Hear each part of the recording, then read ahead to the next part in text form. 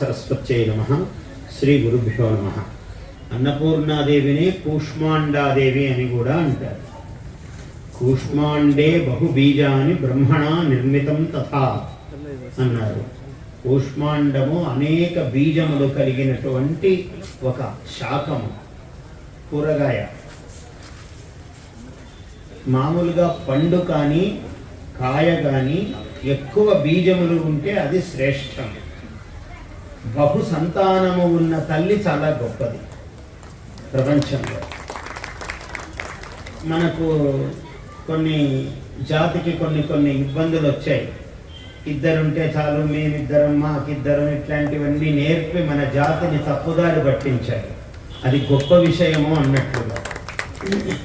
బహు సంతానము కలిగిన తల్లియే గొప్ప. ఆమెను చూస్తే కూడా పుణ్యము అన్నారు మన ధర్మశాస్త్రంలో. అందువల్ల గొప్ప కుటుంబము అంటే 10 మంది పిల్లలు ఉన్న ఇల్లే గొప్ప.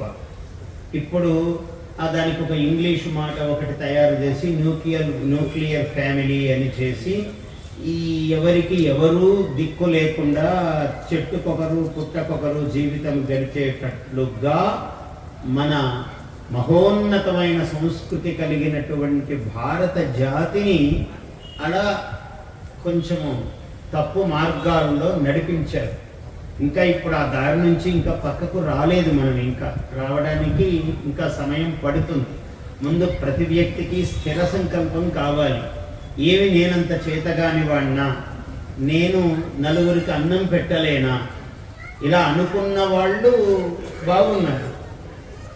మనల్ని అలా అనుకోకుండా చేశారు. అబ్బా అయ్యో ఎట్లండి, ఇద్దరు 4 చేతులతో ఇట్లాంటి మాటలన్నీ వచ్చేసాయి.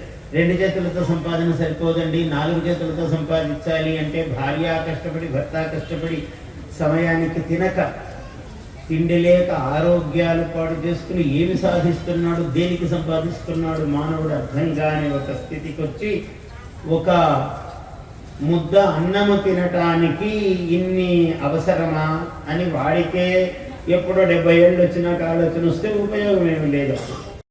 Please subscribe to our YouTube channel. Like and share this video.